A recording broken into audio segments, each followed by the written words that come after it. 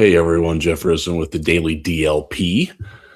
Today is a little bit of a different one. We're going to jump the gun just a little bit on an anniversary that's coming up with the Shrine Bowl and Senior Bowl coming up in the next few days. The practices, this program will be very heavily leaned towards those and covering the potential Lions draft crop that will be at those places and coaching things and stuff like that. But this week, on the 30th, actually, was the January 30th, is the 5-year anniversary of the trade. Matthew Stafford from the Lions to the Rams, Jared Goff coming back to Detroit with some draft picks, and we'll break down all those. But this was quite the momentous occasion. I'm sure you probably remember where you were when you heard about the trade. And it was kind of, it was shocking, even though I think we all kind of knew that it was coming at the same time. It was just that's the level of magnitude that deal was. I certainly remember where I was. I was actually eating Applebee's in a hotel in Auburn, Indiana. Like, what? My phone started blowing up and had to stay up all night writing all different sorts of things on it. Let's just go back to the basic nuts and bolts of the trade. This happened very shortly after Dan Campbell and Brad Holmes were hired.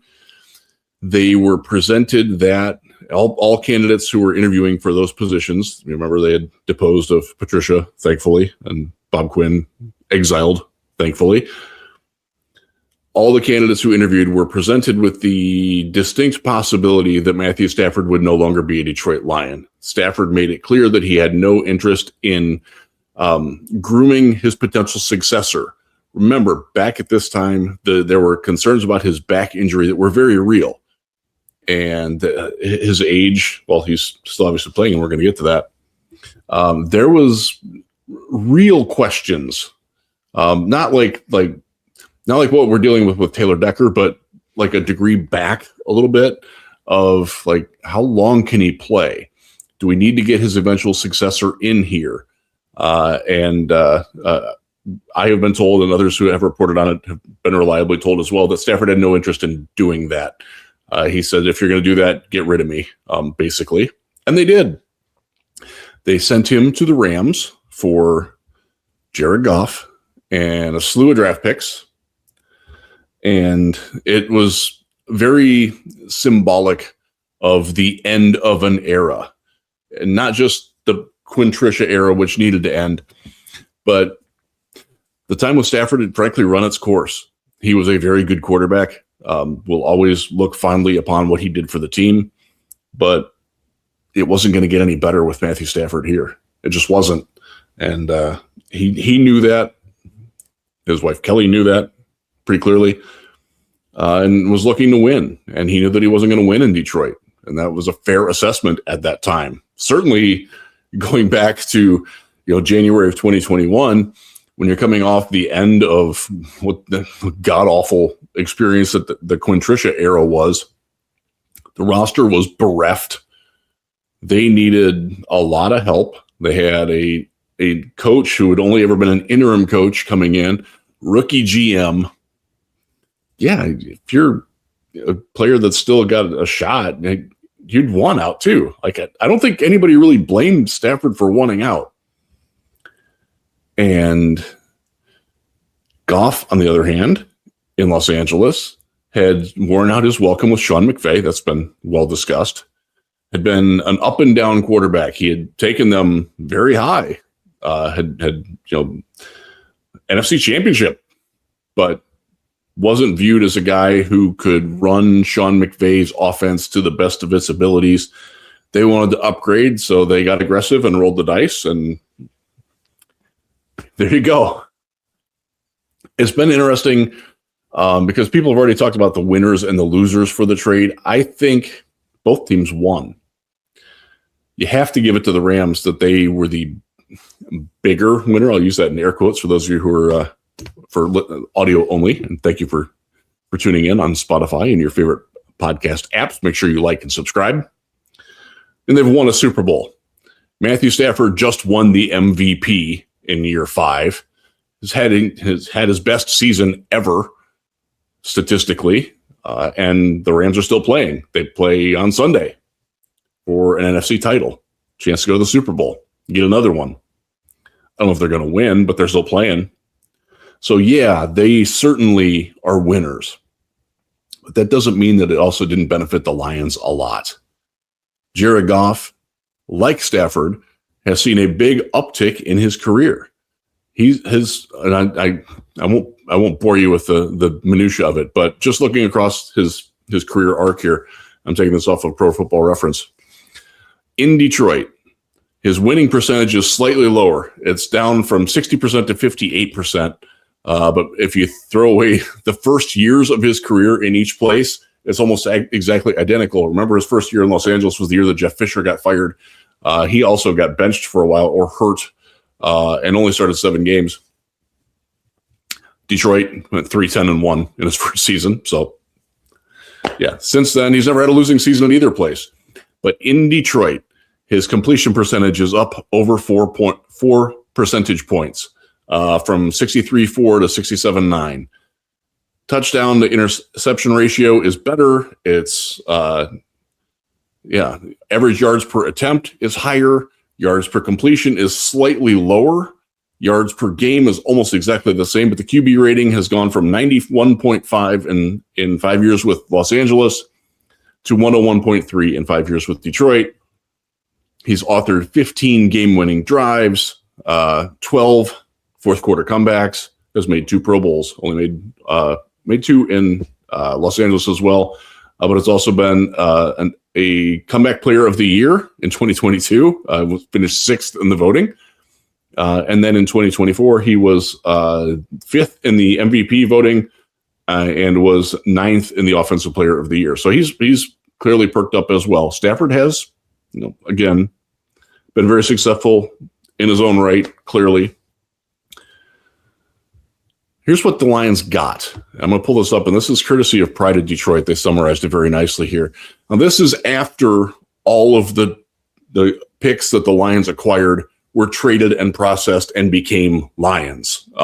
Like some of the picks, one of the picks became Lewis Seen for the Minnesota. They traded that away. There was the number 32 pick in that 1 year, and thank goodness they did, because he unfortunately got a devastating injury and couldn't play. So you got Jared Goff, Jamison Williams, Jahmyr Gibbs, Sam Laporta. That's the core, 4 of the 5 core players of your skill position offense. Throw Amon St. Brown in there, and that's your dudes on offense. Doesn't count the line where Panay obviously came in as well, but with the draft. But if that trade doesn't happen, no JMO, no Gibbs, no Laporta. Where would this team be right now? You certainly can't count the Lions as losers in the trade. Are they the biggest winner? No, because they haven't won the title. That's still the goal. They came relatively closer than ever before, a couple seasons ago. Don't need to revisit that unfortunate time, but they're still very close because of all these players. Now, the 3 players that were acquired through the machinations of all the trades: Josh Paschal, Broderick Martin, and Ifeatu Melifonwu. 2 of those guys are gone already, and were bitter disappointments, mostly because of injuries for each of them, although Martin just never really developed into much of anything, even when he was healthy. Iffy, the guy missed 6 weeks with a finger injury, and the finger wasn't even broken. Miami has figured out that, oh crap, he's glass. And Paschal, unfortunately, you draft an injured guy, he stays injured. Brad's going to learn that lesson. That's something we're going to talk a lot about in the coming days, hopefully, weeks, that he's learned it. Even with those misses, and they are misses, it's still an incredible haul to get back. And that is, where would the Lions be had they not made that trade? I don't even want to think about that. You play out one more year with Stafford, maybe, and to what end? That just wasn't going to work. It was done. It had run its course. You don't see a lot of trades in the NFL where there's like blockbusters like that, where there's both teams that win it. You wonder what's going to happen with the Cowboys and Packers trade with Micah Parsons. Now that Parsons is injured, is he ever going to reclaim his glory? I mean, he was fantastic to start in Green Bay. Dallas clearly missed him, but Dallas is getting a crap ton of draft capital. Now, if they have to use it properly, they can't miss on any of the picks pretty much, but we'll see how that plays out in the long term. But I'm, when the trade happened, I was stunned. I was relieved that the Lions were finally moving forward. Finally, it needed to happen. There needed to be a symbolic end to all of the look, it wasn't Stafford's fault. The team wasn't good. It just had to end. And it did. And I will always, I remember the first time I went to Lions training camp when Matthew Stafford was there. And just the physical act of watching him throw the football, you're like, wow. He's still got that. 17 years later, he's still slinging it. Incredible arm. Jared Goff's not like that. This Lions team doesn't need Jared Goff to be like that. I think one of the cool things that I've taken away from this trade is that you can win, be a successful team without having a dominant quarterback. Jared Goff is not a dominant quarterback. He's a very good one. He's certainly above average, and I do think you can win with him. They haven't won the big one yet, but are you asking these questions about Josh Allen and Lamar Jackson, some others, prominent ones? I don't know. I still think the Lions can win because of this trade and the bounty from it with Jared Goff as the quarterback. I do. Certainly better than any other option that you could get in the next couple of years. This draft, come on. Ugh.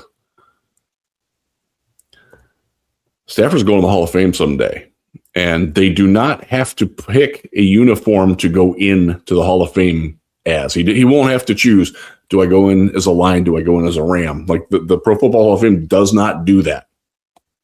Not like baseball, where you've got to pick your hat. Football doesn't do that. I think Lions fans, when he gets enshrined in Canton someday, and he will, he is the number 6 passer all time. He passed Dan Marino, Phillip Rivers, Ben Roethlisberger this season in career yardage. He's going to have more Super Bowls than all those guys. Rivers, another one. Who could you really win with him? He's kind of in that Goff territory. Be proud that we got a lot out of Stafford. Got probably the most that he could give, honestly, especially in the Caldwell years and the first couple of years of Quinntricia, when we had still somewhat viable hope before it all got quashed. Oh, it was a soul-sucking time. We're in a so much better place now, 5 years after the trade. I still feel really good about this team. Yes, we're coming off of a disappointing season. Yes, there is definite work to be done. There are holes that need to get filled. I still have pretty high degree of faith that this regime can fill those holes or at least smooth them over enough that they can get back to winning another NFC North title. And once you're in the playoffs, you can't win it if you're not in it. I think they'll be back. But it's just kind of a fun time to look back. And, Stafford's going to be playing. I'm recording this Saturday morning. We'll watch him Sunday afternoon play against Seattle. It's okay if you root for him. It's also okay if you don't. But don't worry about, why did we get rid of it? That's water under the bridge. It's just time to reflect on what happened. Very interesting time. Been a fun little thought exercise in my head, going back to everything that was going through my head around that trade. What do we do? Is Jared Goff going to be our long-term quarterback, or are we drafting a guy and is he a bridge? I was not the world's biggest Jared Goff fan. both in his draft class and then when the Lions acquired him. I'm like, okay, that's great. Like, you can try him, but you better have another plan in place. And he proved me wrong. The Lions' faith in him, Brad Holmes' faith in him, proved me wrong. That's commendable. That they saw in Jared Goff what many of us could not see. A guy who could lead a Lions team to an NFC championship game. And Goff has sustained a strong play. It's great to see. Wondering what direction they were going to go. We didn't really know much about Dan Campbell at the time, other than his introductory news conference, where we're like, okay, he might be crazy, but he's our kind of crazy, I hope. I think we're all pretty happy with that. It's been a good trade. And for the Rams, obviously, worked for them too. Don't expect any big trades like that this offseason. The Lions don't really have the need for that. Might be some other teams that are interested in moving some things around, but we are at where we're at. Hope you all have an excellent rest of the weekend, and go Lions.